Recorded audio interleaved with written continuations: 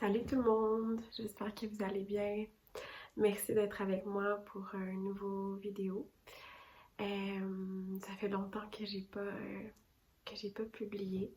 Je pense que l'énergie de l'hiver m'a pris en otage, puis m'a permis de revenir à moi pour pour mieux comprendre ce qui se passait en moi, puis autour de moi, de quelle manière mon projet allait se transformer.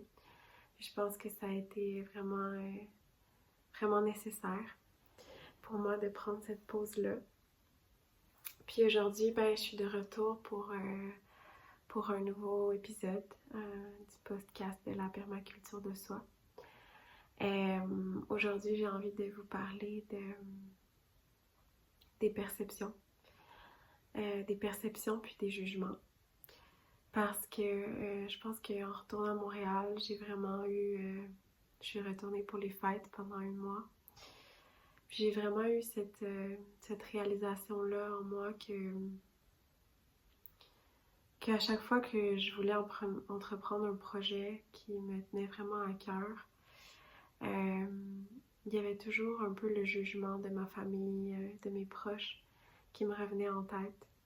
Puis je pense que mon projet, depuis le début, c'est ce qui me bloque le plus à avancer vers ce qui me correspond vraiment, puis avancer vers la voie de mon cœur. Parce que j'ai toujours ce petit jugement-là qui revient dans ma tête de « Ah, qu'est-ce qu'ils vont penser si je dis telle chose? » ou « Qu'est-ce qu'ils vont penser si je commence à faire telle pratique? » Par exemple, depuis que j'ai commencé à faire le tarot, à tirer les cartes de tarot, puis à faire de la canalisation, c'est quelque chose que j'ai énormément jugé d'abord dans ma tête. Je me suis tellement empêchée de, de pratiquer ce qui résonnait vraiment en moi parce que j'avais peur. Parce que j'avais peur du jugement des autres. Puis finalement, cette fois-ci, en retournant à Montréal, je me suis dit, OK, j'ai vraiment ressenti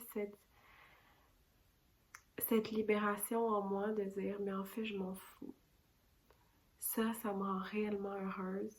C'est ce que j'ai envie de faire. C'est ce que je sens qui m'appelle. Puis j'y crois profondément parce qu'à chaque pas que j'ai fait vers quelque chose, ces choses-là qui me rendent vraiment en joie, ça me confirme que c'est le bon chemin. Puis je souhaite tellement à tout le monde qui m'entoure de retrouver la voix de leur cœur, puis de vraiment à trouver à chaque jour ce qui leur donne de l'énergie, puis ce qui leur permet de participer à ce bel écosystème-là qui fait que on a tous une place unique, puis qu'on a envie de donner aux autres d'une manière inconditionnelle parce que ce qu'on fait, ça nous rend heureux, ça nous rend en joie.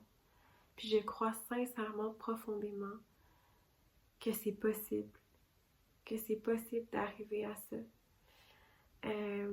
pour chacun de nous. Puis ça veut pas dire que c'est facile par contre, parce que il y a un grand chemin de guérison pour retrouver cette voie-là à l'intérieur de nous.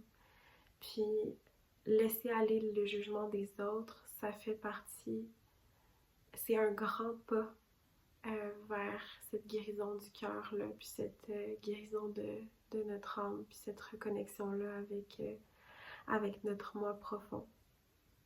Puis je pense que la plus belle solution pour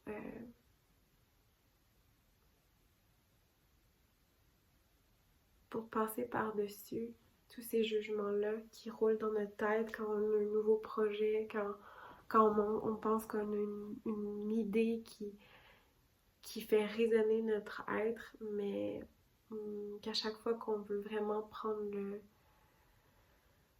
faire le saut pour aller vers cette nouvelle activité-là, vers cette nouvelle étape-là de notre vie.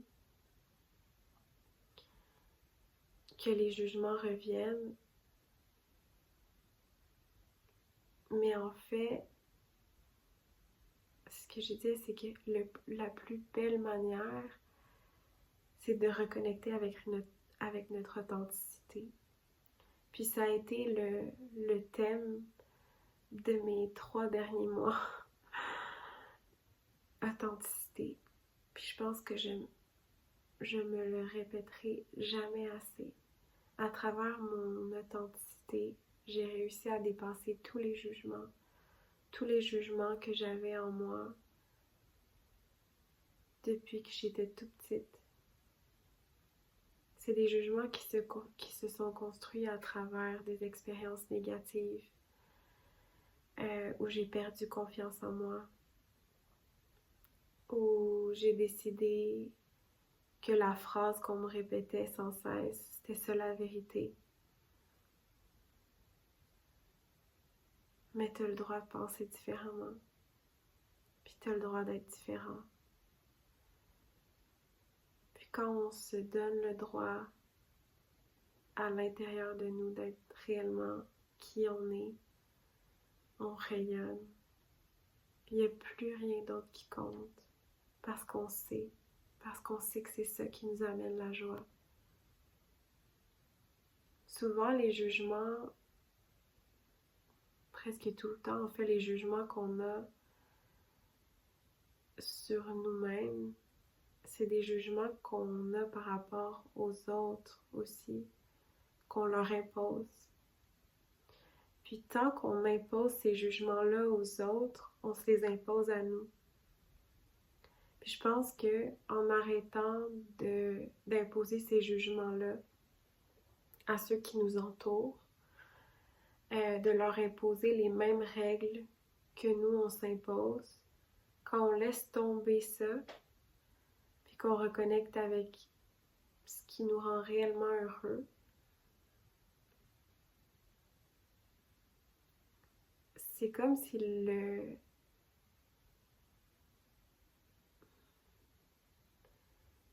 jugements, les règles qu'on a toujours imposées à tout notre environnement, à tous les gens qui nous entourent, ça tombe. Ça tombe puis c'est remplacé par une joie de vivre qui est inexplicable parce qu'on a juste décidé d'être complètement vrai. Il y a une personne qui est arrivée dans ma vie récemment avec qui je me suis permis d'être vraiment honnête. Honnête dans vraiment à chaque pas de dire comment je me sens. Puis cette personne-là, elle était capable d'accueillir mon authenticité d'une manière tellement inconditionnelle qu'il y a une grande guérison qui est arrivée en moi. Puis ça me donne envie de faire la même chose pour les autres. Puis imaginez si on était tous dans l'acceptation inconditionnelle de l'authenticité de l'autre. À quel point on créerait une société dans laquelle c'est pas le mensonge qui règne, c'est pas les masques qui règnent, c'est la pureté, c'est s'accepter comme on est, c'est juste être. Mais pour être capable de te donner ça à toi-même, il faut que tu sois capable de le donner à l'autre aussi. Puis c'est là que se cache la clé d'une grande paix intérieure. D'être capable de regarder l'autre puis de lui dire « Je t'aime exactement comme t'es », même si on ne pense pas de la même manière. Puis je te regarde puis je me demande « Qu'est-ce que notre interaction peut m'apporter en ce moment. De quelle manière elle me nourrit. Puis si je prends chacune de mes interactions humaines comme un miroir qui peut me nourrir dans mon développement personnel, puis qui peut m'apporter vraiment à me poser des questions, puis à me dire, ok, cette interaction-là, pourquoi elle me dérange autant? Qu'est-ce qu'elle reflète à l'intérieur de moi? Qu'est-ce qu'elle réveille en moi? Puis est-ce que, au lieu de juger l'autre, dans cette interaction-là, est-ce que je peux pas toujours ramener ça à moi-même puis à me demander qu'est-ce que ça me révèle comme message? Comment ça peut m'aider? Puis est-ce que je suis capable d'accepter de pas avoir raison pour l'autre, mais de juste sentir que ça c'est ma vérité, que moi j'y crois, mais d'accepter aussi l'autre dans sa vérité, sans vouloir rentrer en guerre avec lui. Puis d'accepter que peu importe c'est quoi la vérité de l'autre, même si elle me semble vraiment noire, de faire confiance que c'est parce que cette personne-là, elle est sur son chemin de guérison. Puis qu'il y a probablement une grande souffrance en elle.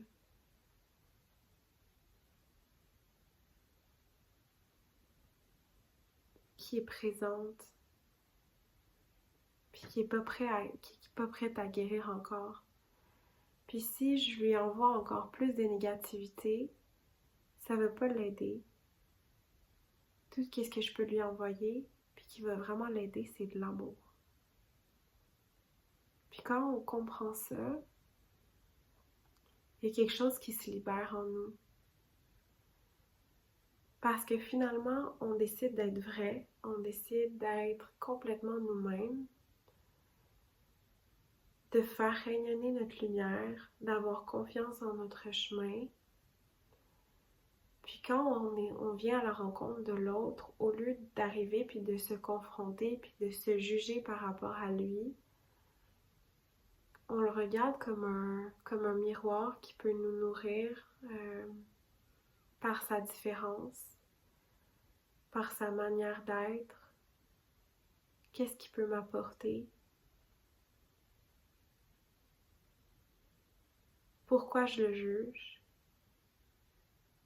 Qu'est-ce que ce jugement-là vient me dire par rapport à moi, par rapport à mon propre chemin de guérison?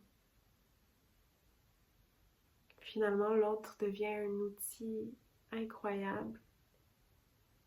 Puis même les interactions les plus difficiles deviennent les plus enrichissantes. Parce que c'est ceux qui nous font le plus évoluer. Puis finalement, ça a été ça ma leçon dans les derniers mois. Ça a été vraiment de voir à quel point être capable de reprendre mon pouvoir intérieur en montrant mon authenticité, ça me faisait sentir bien à ma place. Puis finalement, les autres, tous les jugements que je projetais sur eux, qu'ils allaient avoir par rapport à mon propre cheminement, étaient faux en fait. Parce que les personnes qui t'aiment vraiment, ils vont t'accompagner s'ils sentent que t'es bien, que t'es heureux, que t'es dans ta lumière. Puis s'ils sont pas prêts à faire ça, ou ils restent dans le jugement, ou que vraiment il y a une pression pour te faire changer, ou pour vouloir te garder dans un moule, mais toi tu dois être prêt à mettre ces limites-là, puis à dire, ben moi je ressens profondément que c'est ça que je dois faire. J'ai confiance en ça, puis on est responsable de mettre comme une distance, une limite, des limites saines avec ces gens-là qui ne nous nourrissent pas puis qui nous freinent sur notre chemin d'évolution. Parce que ce qu'il faut se rappeler, c'est que si ce chemin-là, si cette authenticité-là, elle te permet de te sentir en joie, de te sentir aligné avec toi-même, c'est là, c'est par là qu'il faut aller, toujours. Puis l'autre personne, elle peut pas savoir ce qui résonne en toi.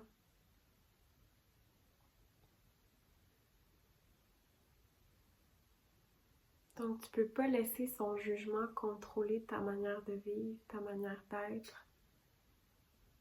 Tu peux l'écouter, tu peux l'accueillir, tu peux voir la souffrance en lui, de où viennent ses fausses croyances, son système que lui ou elle-même a conceptualisé comme la vérité. Puis c'est beau parce que,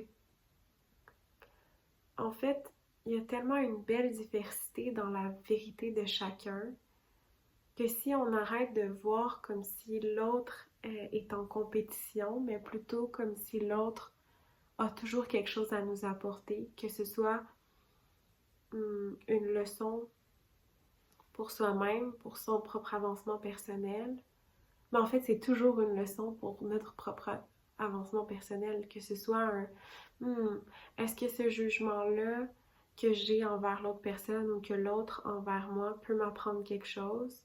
Ou est-ce qu'il m'apprend à mettre mes limites? Ou est-ce qu'il m'apprend à revoir certaines croyances, fausses croyances que j'ai en mes capacités? Si l'autre réveille de la rage en moi ou de la colère, qu'est-ce que cette colère-là peut m'apporter de positif dans ma vie? Puis c'est ça qui est magique en fait. Chaque pas de plus vers ton authenticité va créer des réactions chez l'autre qui vont te permettre d'apprendre sur eux, sur toi, sur comment mettre tes limites, sur comment laisser aller les jugements. J'ai vraiment envie de dire que la liberté, c'est être dans notre vérité à chaque moment. D'être honnête complètement envers soi-même puis envers l'autre, ça nous donne une liberté intérieure qui est indescriptible. Puis que réellement j'ai expérimenté au cours des derniers mois d'hiver parce que je suis arrivée à Montréal puis j'ai juste décidé d'arrêter de me juger puis de parler de toutes les belles choses puis les belles transformations spirituelles qui avaient pris place en moi dans les derniers mois. À quel point les cartes de tarot m'avaient aidé à communiquer aux autres des messages, à quel point les canalisations que je fais puis les messages que je reçois m'apportent une joie interne qui est indescriptible, puis à quel point je me sens à ma place, puis je me sens rayonner depuis que j'ai laissé aller un patron relationnel qui me prenait beaucoup d'énergie, puis à quel point me choisir moi à tous les jours, puis me donner de l'amour tous les jours, ça m'a permis de recréer un environnement puis de laisser ma lumière rayonner d'une manière que j'avais jamais fait auparavant. Puis tout ça, ça a été un processus de laisser réellement aller les jugements que j'avais par rapport à moi-même, que j'avais par rapport aux autres, puis d'être dans ma vérité, puis d'exprimer mon authenticité. C'est vraiment ce que j'ai à partager avec vous aujourd'hui. Je suis désolée, ma caméra a coupé. Ce que je disais, c'est que oui, c'est ce que j'avais à vous communiquer aujourd'hui, ce que j'avais à vous partager. Mais aussi, je voulais terminer avec un principe de permaculture qui nous dit d'utiliser les bordures puis de valoriser le marginal pour moi, ce principe-là, il parle de réellement regarder en nous c'est quoi le marginal. C'est quoi qu'on laisse de côté puis qu'on n'utilise pas de peur que les autres nous jugent. Puis en fait, en permaculture, on nous dit que c'est riche, que c'est là qu'on trouve la richesse. Finalement, d'utiliser tout ce qu'on a, d'utiliser toute notre unicité, notre...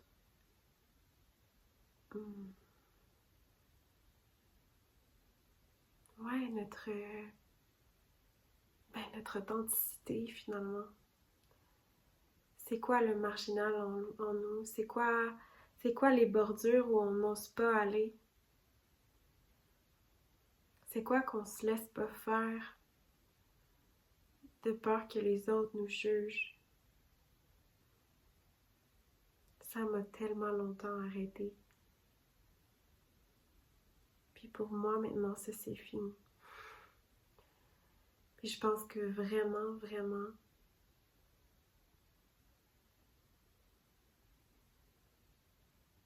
si on arrêtait tous de se juger, le monde serait tellement lumineux. Mais bon, c'est notre responsabilité. Donc, je vais terminer ce beau message en disant que je vous souhaite le meilleur chemin vers votre authenticité. Que n'oubliez jamais que vous êtes unique. Puis qu'il n'y a personne d'autre qui peut faire les choses comme vous. Puis qu'on vous a besoin de cette manière-là, exactement comme vous êtes. La nature est unique, est parfaitement imparfaite, puis on est tous parfaitement imparfaits. Arrêtons donc de nous juger entre nous, puis voyons notre richesse,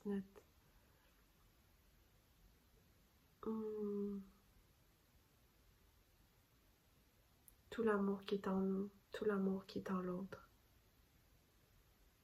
Puis croyons qu'ensemble on peut changer, puis on peut s'aider. Puis on peut toujours voir en l'autre un apprentissage qui nous nourrit vers encore plus de lumière. Voilà, je vais finir avec ça. Merci d'avoir été avec moi pour un autre épisode de la permaculture de soi. J'ai bien hâte de vous retrouver pour un prochain épisode. Merci beaucoup et à la prochaine!